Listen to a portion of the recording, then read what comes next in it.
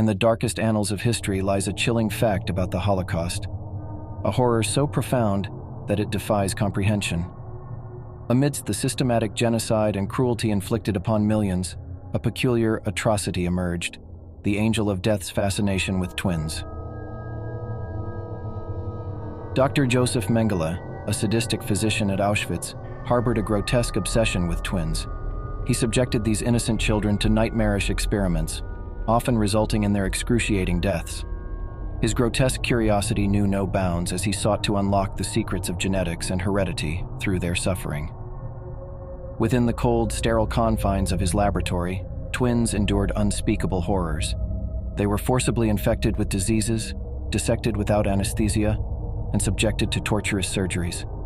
Mengele's grotesque experiments left countless twins maimed or dead, their young lives extinguished in the pursuit of his twisted ambitions.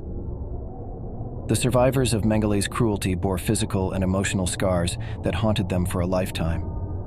Their stories, a testament to human resilience and the depths of evil, serve as a chilling reminder of the capacity for cruelty within us all. The Holocaust, a chapter of history stained with incomprehensible horrors, bears witness to the darkest aspects of humanity. It compels us to remember the victims, honor their memory, and ensure that such horrors are never repeated. In the heart of Auschwitz, amid the unfathomable horrors of the Holocaust, one terrifying fact stands out: a grotesque experiment known as the Rascher's freezing experiments. Dr. Sigmund Rascher, an SS physician, sought to unlock the limits of human endurance in chilling ways.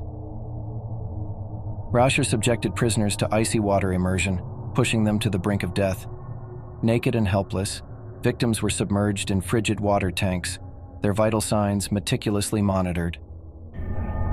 The goal: to determine how long a downed pilot could survive in the cold waters of the North Sea.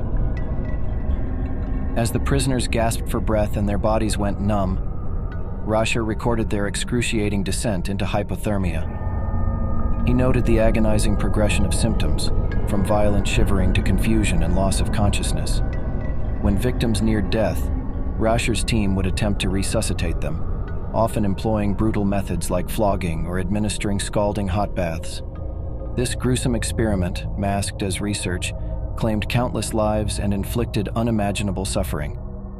The freezing experiments serve as a chilling testament to the depths of cruelty during the Holocaust. They remind us of the inhumanity that humans are capable of and the imperative to ensure such atrocities are never repeated. The victims of Rascher's horrors demand our remembrance, bearing witness to a horrifying chapter of history that should never be forgotten.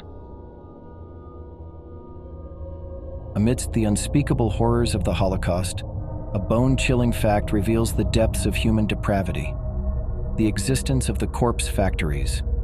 These macabre facilities were dedicated to the unimaginable task of processing the dead, turning human remains into grotesque commodities. Within the bowels of extermination camps like Auschwitz, prisoners were forced into the grim work of collecting corpses. These bodies, stripped of identity and dignity, were subjected to a gruesome industrial process. Hair was shorn from the heads of the deceased, gold fillings were extracted from their mouths, and clothing and valuables were seized. But it was the fate of the bones that defies comprehension. In these corpse factories, the bones of the dead were processed into a fine powder. This bone meal was then used as fertilizer or mixed into concrete for construction purposes. The victims of the Holocaust were, in death, reduced to mere raw materials for the machinery of their own destruction. The corpse factories reveal the dehumanization of the Holocaust, where human lives were systematically reduced to commodities, their very essence erased. The horrors of these factories serve as a haunting reminder of the capacity for cruelty within us, and the urgent need to remember the victims and the atrocities they endured. In the face of such unspeakable cruelty, we are called upon to ensure that the memory of the Holocaust endures as a testament to the resilience of the human spirit and a solemn vow that such horrors must never be repeated.